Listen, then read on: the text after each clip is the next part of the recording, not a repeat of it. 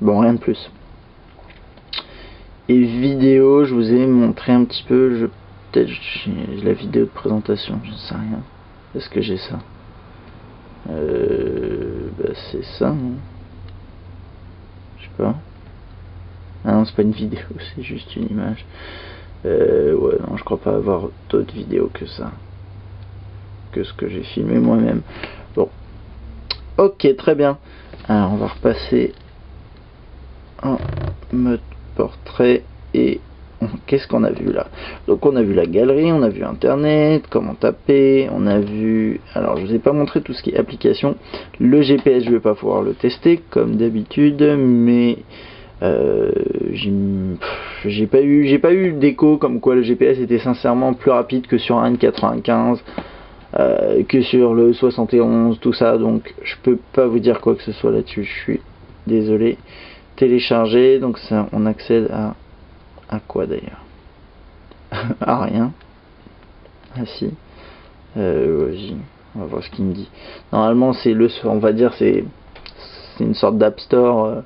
Enfin App Store. Généralement les applications sont gratuites, pas toutes d'ailleurs. Donc là ça marche pas, je sais pas pourquoi.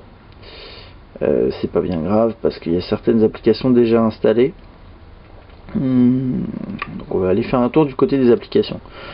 Donc ici on a du classique et certaines applis que j'ai installées, certaines applis qui étaient déjà dedans mais qui ont dû être installées par d'autres personnes avant, qui avaient testé le téléphone. Donc on a calculatrice, gestion de fichiers, chat, horloge, ça c'est du grand classique. On a une petite appli ici, je sais pas si elle est fournie par défaut, qui permet de donner les données GPS, positionnement, etc. On a un petit jeu qui s'appelle Bounce, il faut promener une petite boule avec le doigt, donc c'est pas mal, mais ça rame un peu. On a un jeu de voiture où il faut, on peut conduire en tournant l'écran. C'est pas mal du tout, je pourrais vous en montrer peut-être un.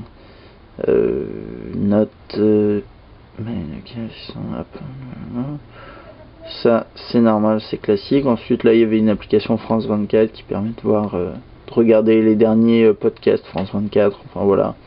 Et Quick, je sais plus ce que c'est ça. Ah oui, ah si, j'ai fait un article en plus sur blog N97. Ah c'est pas mal, mais là ça va pas marcher.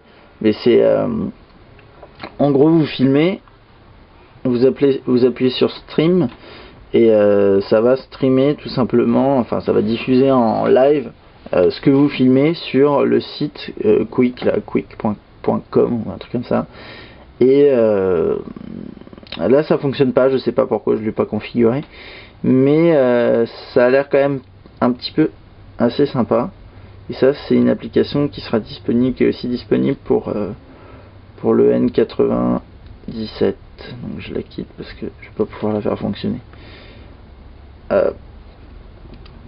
Et j'ai installé aussi le Messenger qui est téléchargeable sur blogn97.fr, que j'ai testé et j'arrive pas à me connecter, décidément c'est pas terrible, mais à mon avis c'est le fait que ce soit un proto, donc c'est pas très grave. Et puis ensuite j'ai un truc de tennis. Ouais, j'ai pas grand chose d'intéressant en fait. Je trouve niveau appli, bon j'espère qu'ils vont commencer à faire un catalogue d'appli un peu plus important. Je vais vous montrer juste un jeu et à mon avis on aura fait le tour.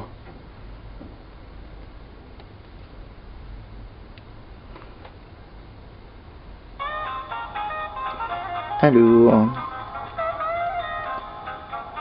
vas-y, c'est bien. Je sais plus comment ça marche, voilà.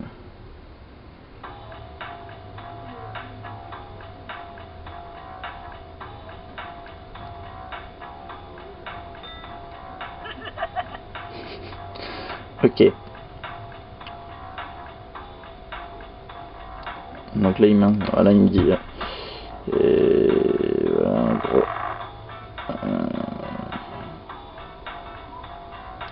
Donc c'est dans une petite, enfin c'est un peu en 3D, donc c'est plutôt sympa. Ok, bon là c'est le début du jeu, donc j'ai pas essayé d'aller beaucoup plus loin d'ailleurs que ça. Oh. Mais c'est assez joli graphiquement. Ça utilise le côté tactile, mais je trouve pas ça hyper fluide en fait.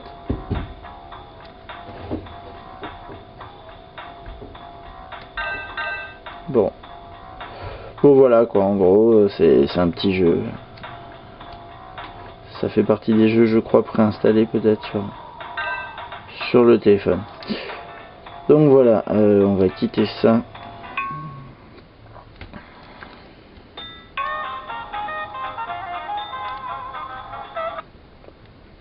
Voilà, j'ai fait un peu mon tour de ce téléphone, donc le Nokia 5800, sur un test un peu plus long que d'habitude, mais il le vaut bien.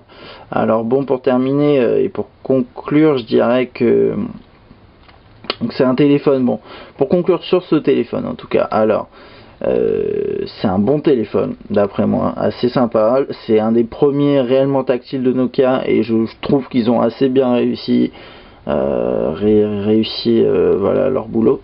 Juste un truc, je vous ai pas montré ça, mais il n'y a rien à voir, mais en gros cette touche là c'est une touche qui permet d'accéder rapidement aux fonctions multimédia. Voilà, donc ils ont bien réussi leur boulot. Il est plutôt joli, il a l'air solide.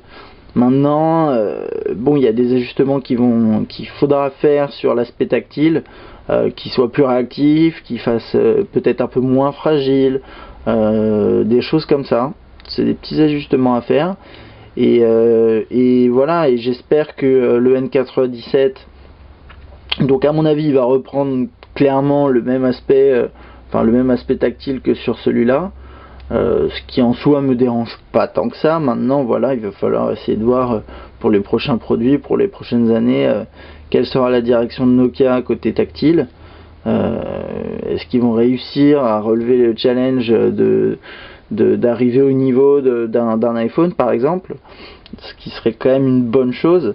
Et puis aussi bien sûr tout ce qui est partenariat, tout ce qui est applications, etc. Je sais que voilà, pour Symbian S60 5e édition, ils sont en train de travailler clairement sur toutes les applications qu'il peut y avoir. Pour le N97, il y a une widget compétition qui a été lancée. Bon, pour le 5800, il me semble qu'ils vont... Enfin, je pense qu'ils vont ouvrir il serait bien qu'ils ouvrent un SDK qui permette aux développeurs de faire des applications. Je sais plus si c'est le cas ou pas. En tout cas, il y a des échos comme quoi, des rumeurs comme quoi ils vont lancer un App Store qui remplacerait a priori la section téléchargée. Donc voilà, bon, tout ce qu'il faut, c'est voilà, que Nokia se remue un petit peu, mais ils sont sur la bonne voie. Donc bon, moi j'espère que ce test vous a plu sur ce petit 5800 assez sympathique. À bientôt.